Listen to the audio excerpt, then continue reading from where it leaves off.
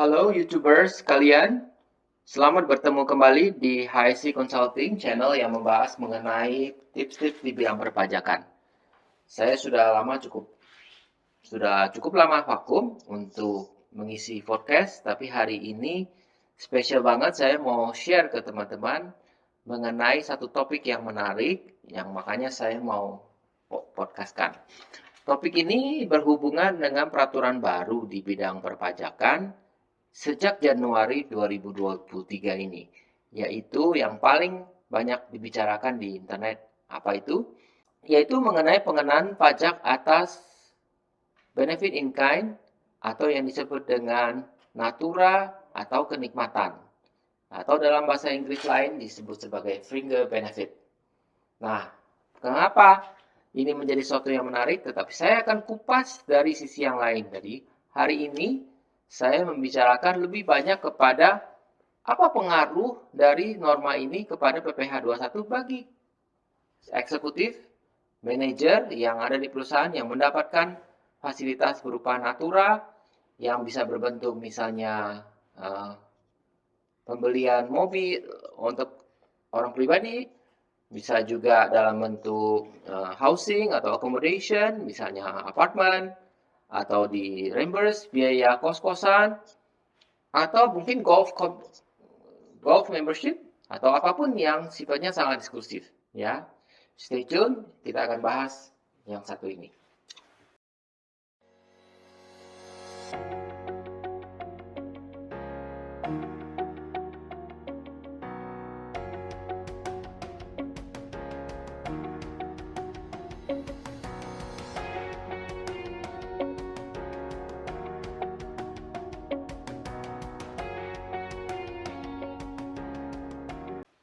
Oke, hari ini kita mau bahas mengenai norma perhitungan. Hari ini kita mau bahas mengenai natura atau kenikmatan yang sekarang sudah kena PPh 21. Ya. PPh 21 dikenakan dulu waktu tahun-tahun sebelumnya hanya atas gaji yang dibayar tunai. Nah, banyak perusahaan lalu memberikan fasilitas non tunai kepada pegawainya dan terutama kepada eksekutif ya. Misalnya makan dan minum. Dan makan dan minum kemudian menjadi objek yang boleh dibiayakan sesudah beberapa tahun belakangan. Selama makan dan minum itu diberikan kepada sebuah karyawan dengan tidak ada pengecualian. Nah, kemudian ada pemberian-pemberian lain, misalnya diberikan mobil. Bagaimana kalau diberikan juga apartemen tinggal? Kemudian misalnya terutama untuk ekspatriat juga diberikan fasilitas, misalnya boleh mengklaim uang sekolah anak-anaknya di sini. Dan berbagai macam biaya lain, misalnya juga tiket pesawat pulang pergi ke negara asal yang diganti. Nah, biaya seperti itu tadinya tidak dikenakan PPh 21 karena tidak diterima cash oleh si orang yang menerimanya. Tetapi boleh dinikmati. Tetapi kemudian sekarang dikenakan PPh 21. Nah, mungkin yang pusing kepala sekarang adalah kalau bukan si pegawainya sendiri yang tidak terima itu dalam tunai kemudian dikenakan pajak, tentu akan mendapatkan penghasilan yang lebih sedikit karena bagian yang harus yang dikenakan pajak akan lebih besar. Cara lain yang kita mau kembangkan hari ini adalah bagaimana jika perusahaan memikirkan atau HRD ya bisa mengusulkan kepada bos bahwa oh Pak, ini kasihan kalau dikenai PPh 21, nanti gajinya habis atau terpotong sangat banyak. Sehingga mari kita pikirkan bagaimana caranya agar PPh 21 atas tambahan ini untuk tambahan yang berupa natura ini saja ditanggung oleh perusahaan atau mungkin ditanggung setengah. Tapi bagaimana hitung-hitungannya? Nah, ini adalah terutama dalam kasus yang saya hadapi ini, di mana perusahaan satu klien menanyakan kepada saya, Pak, kalau seperti ini caranya, ya berat juga ya, tapi kita tanggung berdua aja nih dengan si pegawai yang atau direksi saya yang bersangkutan atau manajer saya yang tersebut. Nah, bagaimana hitung-hitungannya? Kan sekarang ini untuk gaji sudah dikenai bros, saya kenakan dan saya potong dari gaji.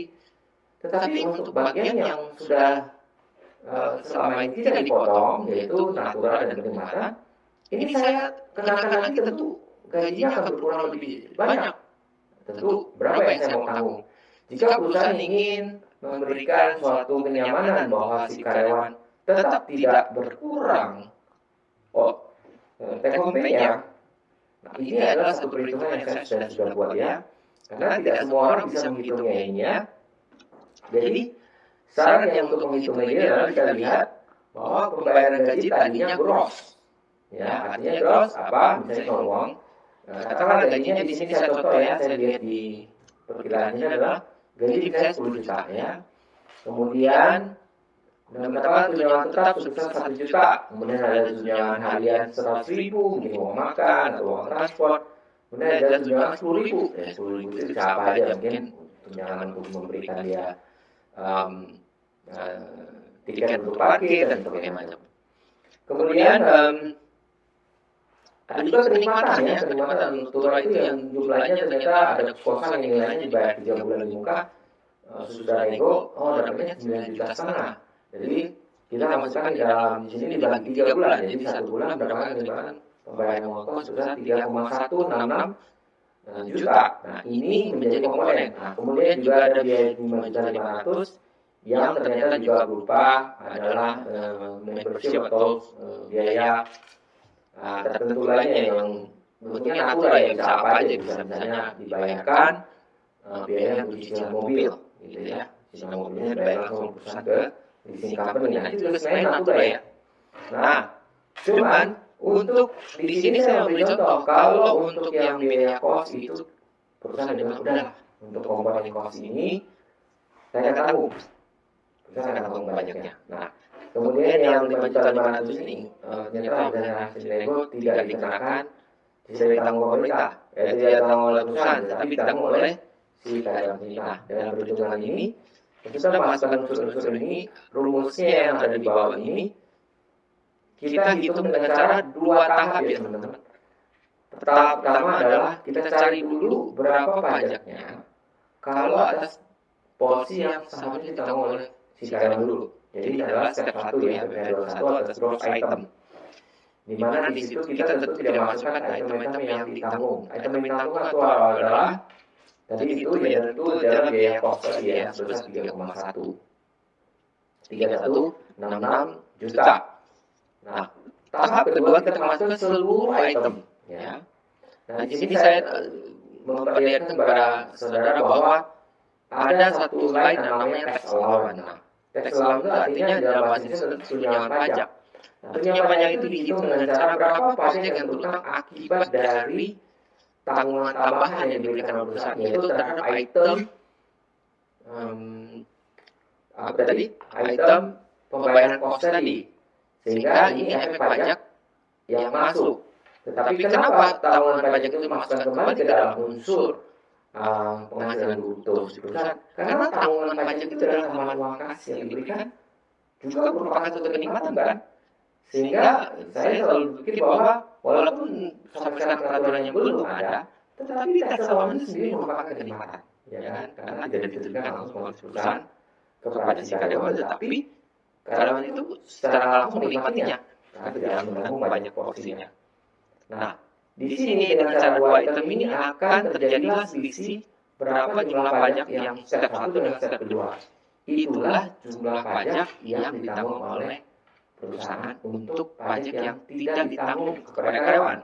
Yaitu apa? Jadi dalam sebesar uang kos tadi. Dan di sini dalam contoh ini nilainya adalah 558.818 rupiah. Yang kalau kita lihat tax effective rate-nya berapa dibandingkan dengan pajak nilai tanggungan itu sendiri, nilai tambahan penghasilan itu yaitu 558.000 dibanding 3.166 tadi. Jadi tidaklah effective rate-nya kira-kira 17,65%. Nah, mengapa tinggi ini sebenarnya adalah daripada tarif kedua itu 15% yang kemudian di gross up kembali. Ya, sehingga kalau memang kita lihat ini tambahan pajaknya kok lebih memberatkan perusahaan, tetapi masih lebih baik karena nanti perusahaan bisa membiayakan daripada baik cash flow-nya maupun biaya kos-kosan tadi, ya. Nah, ini di bawah adalah contoh yang saya berikan ilustrasi. Jadi nanti teman-teman, saya berikan akses daripada file ini untuk teman-teman di sini bisa memakai ya. Caranya gimana? Anda cukup memberikan komentar dengan cara komen aja ya di podcast ini, di channel ini, di bagian komen nanti kami akan kumpulkan untuk Anda email kepada Anda. Anda bisa mencantumkan email Anda untuk dicantumkan di bagian komentar tersebut.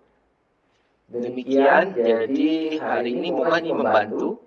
Ya, jadi ini bisa digunakan oleh bagi ekspatriat atau manajer atau siapapun yang merasa komponen itu akan dikenakan pajak dan menggunakan ini untuk memberikan ilustrasi dan berbicara kepada atasan atau manajer HRD-nya untuk menyatakan ya ini jumlah yang bisa ditanggung oleh perusahaan sebagai tambahan, atau juga bagi HRD sendiri untuk menunjukkan kepada para eksekutifnya berapa tambahan pajak yang mereka tanggung atau berapa tambahan pajak yang bisa dinegosiasikan yang ditanggung secara parsial antara perusahaan dan karyawan.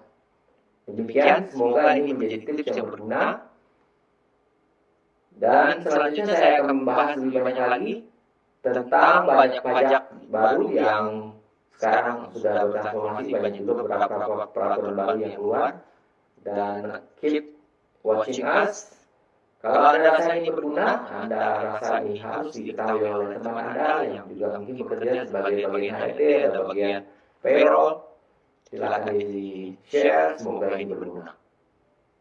Demikian, terima kasih.